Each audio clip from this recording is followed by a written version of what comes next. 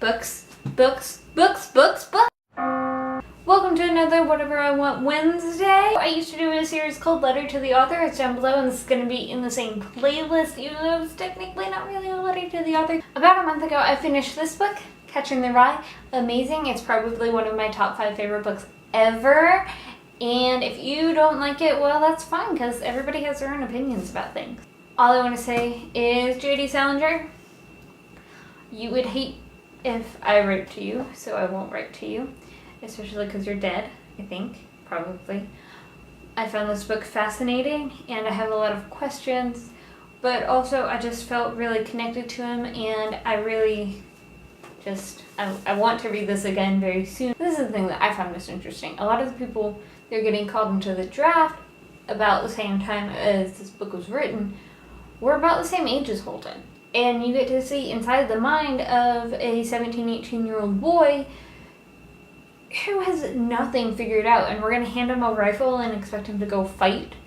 But also I just thought it was really interesting. It's very well written, and I think that it's a very good representation of how a lot of young people feel, even if they wouldn't ever admit it. So I enjoyed it. Definitely A++. Good job. Second book that I've read since I did my last letters thing is Boy Meets Boy by David Levithan. It's not one of his most well-known, but my school, one of the upper-level English classes was studying it, the same class that's studying The Fault in Our Stars by John Green. And so when I was buying my engineering textbooks for the year, I saw it and it was used, so it was real cheap, and I was like, yeah, I'll buy it. But it's really, really good, and it's really interesting, and there's one part of it that really bothers me, and I'm not going to say it because I want whoever's watching this to go and read it, get it from your library, or go buy it, because it's really good.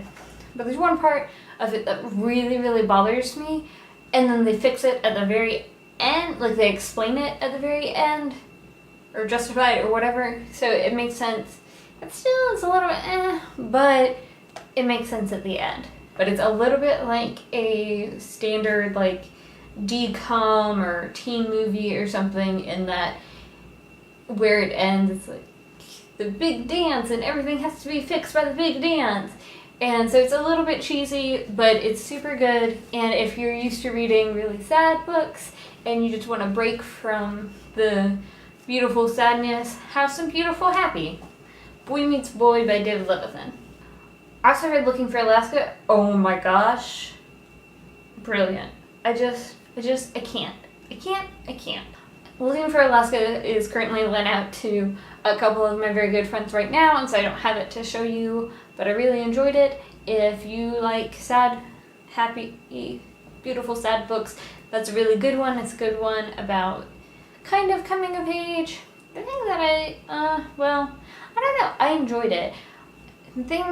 A lot of teen books, or mostly in teen movies, there's this thing called the Manic Pixie Dream Girl. There's one character in the novel or the movie or the TV show or whatever that doesn't have her own plot line, or his own plot line.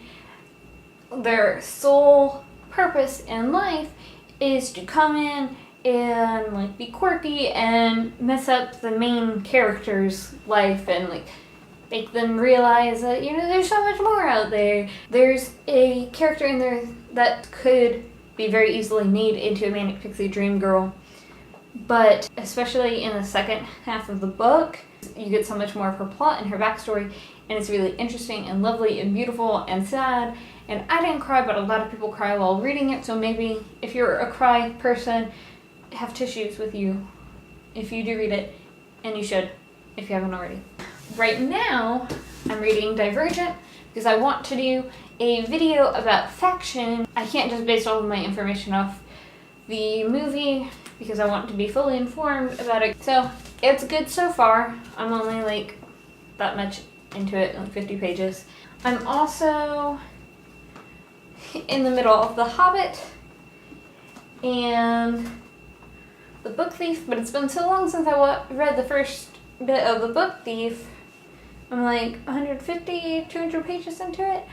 It's been so long since I've read that if I try and read it now, I'm going to have to start from the beginning. My classes are over, so I've got a lot more time to read now. So, here's where you come in. I am leaving my book feature in your hands. By the time this is up, hopefully I will be finished with those 3 books. Once I'm done with these books, you get to choose my next book.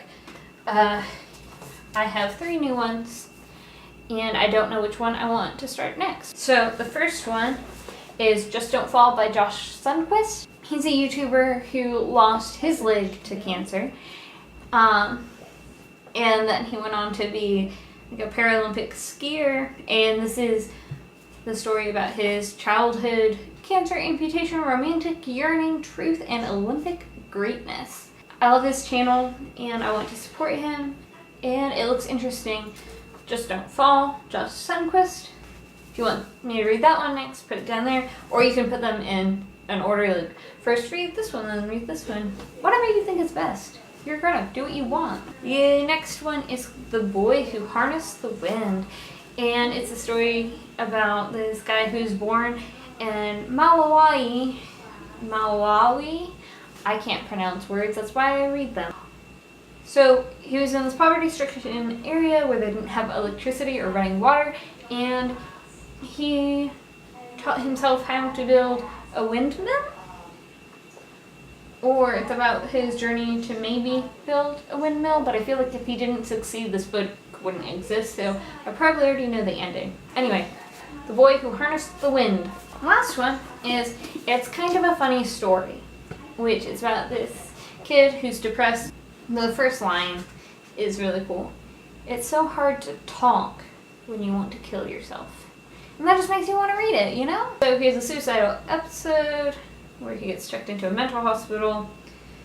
And Craig is finally able to confront the sources of his anxiety. And also I promised some of my friends that I would read it, and so I just have to read it before the summer is up, which I've got a lot of books. But I can definitely do it if I put my mind to it. So what do you think? What should I read next? Let me know in the down there area. What are you reading? And do you have any suggestions that aren't on my list? Anyway, good night. Love you. Sweet dreams. What should I read next? One of these, or you can come up with your own. If there's something that you love, let me know.